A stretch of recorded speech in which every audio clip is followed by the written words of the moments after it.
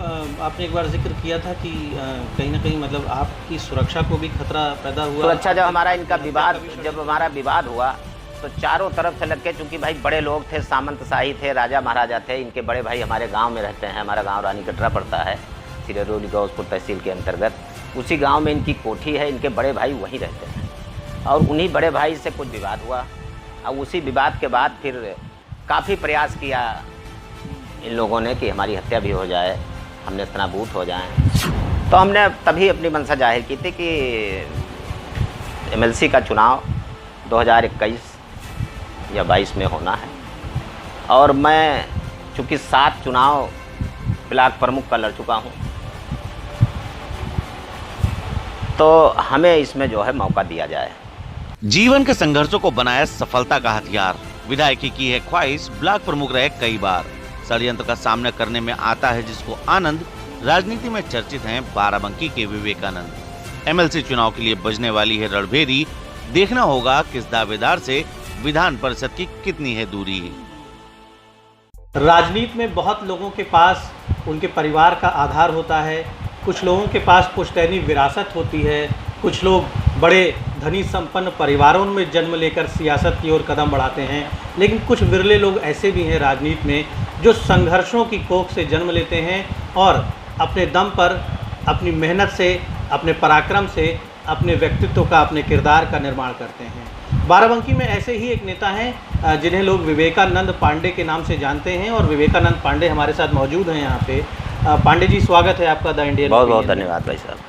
तो पांडे जी का जो राजनीतिक जीवन है वो युवाओं के लिए बड़ी जिज्ञासा का विषय रहता है, क्योंकि जब से राजनीति में इन्होंने पदार्पण किया लगातार विरोध झेलते रहे, लगातार संघर्ष करते रहे और सत्ताधारी पार्टियों ने इनका उत्पीड़न भी किया, इनकी हत्या की भी साजिश हुई, लेकिन विवेकानंद पांडे कायम हैं और मजबूती से आगे बढ़ रहे हैं। पांडे जी, आप सियासत में कब आए, लेकिन इसके पहले हम जानना चाहेंगे कि आपकी पारिवारिक पृष्ठभूमि कैसी रही? देखिए, हमारी पारिवारिक पृष्ठभूमि भाई साहब कोई राजनीतिक पृष्ठभूमि नहीं है।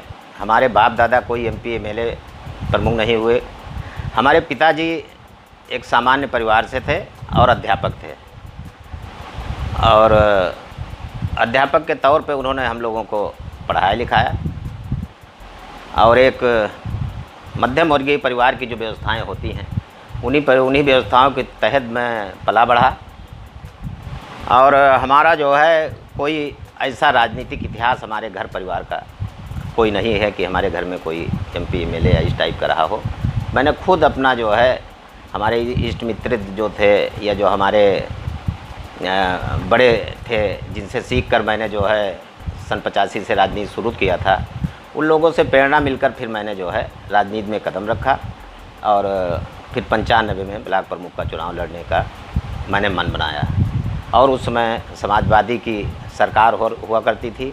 हमारे यहाँ माननीय बेनी प्रसाद वर्मा जी थे जो अब नहीं हैं, वो सेकंड चीफ मिनिस्टर के तौर पे हुआ करते थे और बहुत जलजला था। बगैर समाजवादी के अनुमति के जिसने भी चुनाव लड़ा, जिसने भी पर्चा भरा, या तो वो गैंगस्टर में गया या तो एनडीपीएस में गया या फिलहाल उसकी प्रताड़ना हुई। इस टाइप का संघर्ष से मैं निकला। मेरा कोई पारिवारिक राजनीतिक पृष्ठभूमि नहीं है। यानी कोई गॉडफादर, कोई संरक्षक नहीं था? नहीं, हमारा कोई संरक्षक गॉडफादर नहीं था। मैंने स्वतः जो है आम जनमानस को साथ लेकर के, इष्ट मित्रों को साथ लेकर मैंने शुरुआत किया। और आज इतने पड़ाव पार करने के बाद, जबकि मुझे कोई अब उच्च स्थान अभी नहीं मिल पाया, लेकिन इतने पड़ाव पार करने के बाद आज भी मैं पूरी तरीके से जनमानस के बीच में लोकप्रिय हूँ। जनता चाहती है हर तरीके से। जो पद पे नहीं रहते, मैं देखता हूँ कि एक चुनाव लड़े, विधायक हुए और हार गए तो जनता दरवाजे नहीं जाती है। यहाँ आज तक मैं विधायक कभी नहीं हुआ, 2 चुनाव ज़रूर लड़ा मजबूती से, लेकिन जनता से मेरा लगाव आए दिन सबसे ज़्यादा, अगर क्षेत्र में रहने का रिकॉर्ड शायद अगर देखा जाए तो बाराबंकी में सबसे ज़्यादा मेरा रिकॉर्ड होगा कि सुख में, दुख में, गम में, हर तरीके से लोगों के बीच में रहना, लोगों की जो मुझसे हो सकता है, जो मुझसे बन सकता है, वो लोगों की मदद करना। इस वजह से आज हमसे लोग जुड़े हुए हैं और इसी वजह से हमारा उत्थान, आप समझ लीजिए, आम जनमानस की वजह से ही है। कहा जाता है कि आपके क्षेत्र के जो सीनियर पॉलिटिशियन हैं, राजा भी हैं वहाँ के, जी। राजसी परिवार से जी, हैं, जी। राजीव कुमार सिंह, जी जी कई बार विधायक रहे, मिनिस्टर भी रहे। जी। उनसे शुरू में तो आपकी निकटता थी, लेकिन बाद में उनसे आपका बड़ा विरोध हो गया। एक शुरू में हमारी उनकी शत्रुता का निकटता भाव थी। आपके और उनके बीच में शुरू विकसित में हो हमारी उनकी निकटता थी, उनको आवश्यकता थी। वो 2 चुनाव हार चुके थे समाजवादी पार्टी से, स्वर्गीय श्री राधेश्याम वर्मा जी से। स्थिति बहुत ख़राब थी उनकी। उस परिस्थिति में मैं जब निकल के पढ़ के जब लौटा, मैं पढ़ाई करने के बाद लखनऊ यूनिवर्सिटी से, और जब मैं क्षेत्र में आया तो हमारी इनकी मुलाकात हुई। कुछ लोगों ने, क्षेत्र के कुछ मोहज्जिल लोगों ने मुलाकात कराई, हमारी बात कराई इनसे। तो इन्होंने कहा कि भाई मैं भी चाहता हूं कि कोई कैंडिडेट मजबूत मिले जो इस समाजवादी के पार्टी के सामने, इस आतंक के सामने टिक सके। तो हमने कहा देखिए, मैंने तो चुनाव लड़ने का मन बनाया है और मैं जो है संघर्षशील आदमी हूँ, मैं किसी से डरूंगा नहीं। आपको अगर मदद करनी हो मेरी तो आप मेरी मदद कीजिए। फ़िलहाल उन्होंने मेरी मदद किया, और मेरी मदद करने के बाद जैसे मैं प्रमुख बना सन 96 में, उस समय लक्ष्मी नारायण मणि त्रिपाठी जी हमारे यहाँ सांसद हुआ करते थे भारतीय जनता पार्टी से। उनसे वार्ता की, उनसे वार्ता करने के बाद फिर ये हुआ कि बीजेपी में राजा साहब को शामिल कराया जाए। और माननीय कल्याण सिंह जी फैजाबाद के सर्किट हाउस में आए थे, इनको लेकर हम लोग गए मणि साहब के साथ, और वहाँ जाकर कल्याण सिंह जी से मुलाकात कराई, और वहाँ उन्होंने इनको हरी झंडी दिया कि आप आइए और पार्टी में। तब इनको पार्टी में लाया। 96 के चुनाव में मैंने तन मन धन से मेहनत करके, जहाँ आप बैठे हुए हैं इसी स्थान पे कैंप लगा था, विकास भवन में तब काउंटिंग होती थी, और उसमें जो है मतलब कम पैसे में, और इनको जो है हम लोगों ने चुनाव जिताने का काम किया।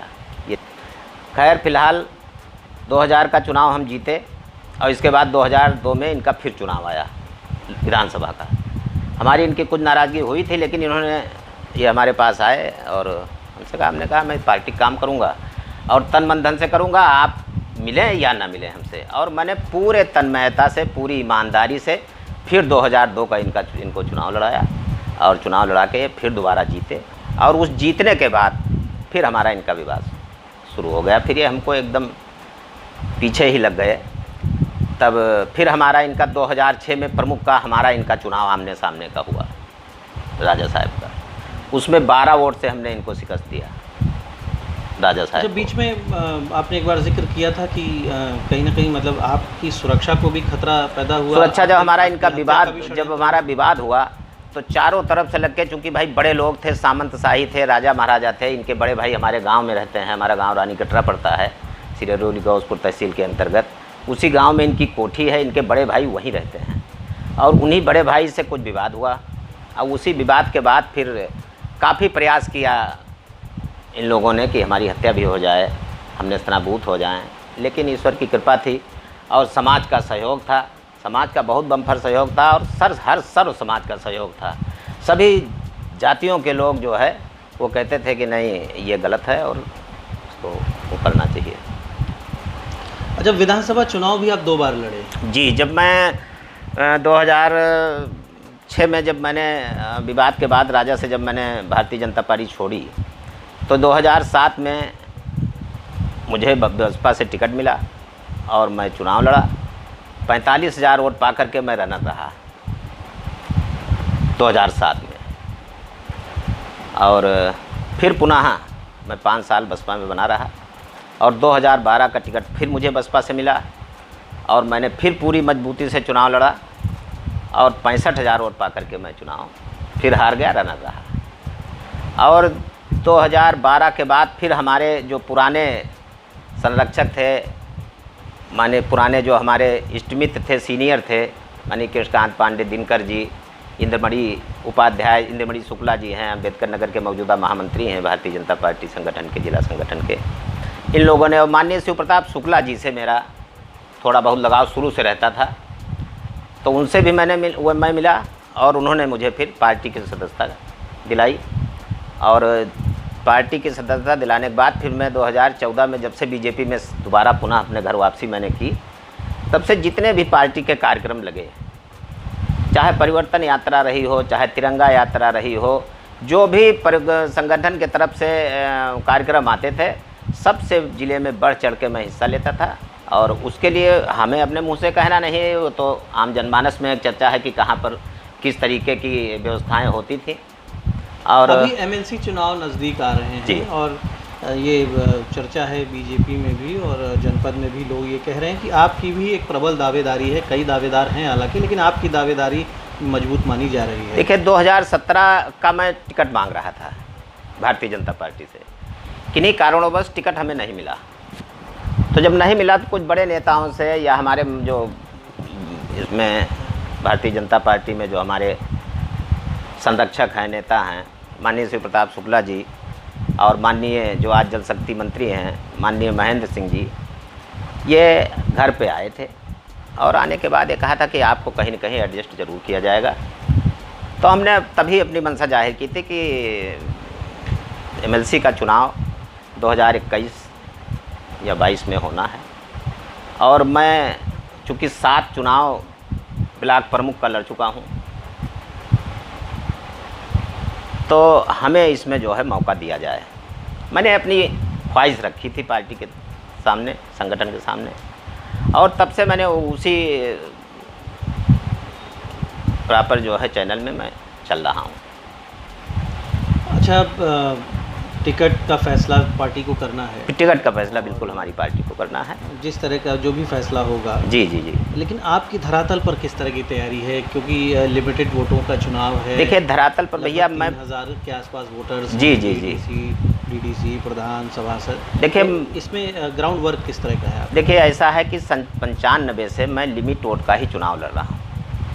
सन 95 से आज तक 7वां चुनाव में लड़ा, ये ब्लॉक प्रमुखी का। 2016 में जब सपा की सरकार थी तब मैंने अपने छोटे भाई देवानंद पांडे को भारतीय जनता पार्टी से टिकट लेकर चुनाव लड़ाया। सपा पार्टी के तहत जो भी जोर ज़बरदस्ती गुंडाई की गई, यहाँ तक कि उस समय तत्कालीन डीएम अजय जी थे और एसपी साहब वो थे, ये लोग हमारे घर तक भी घुसे गांव में जाकर।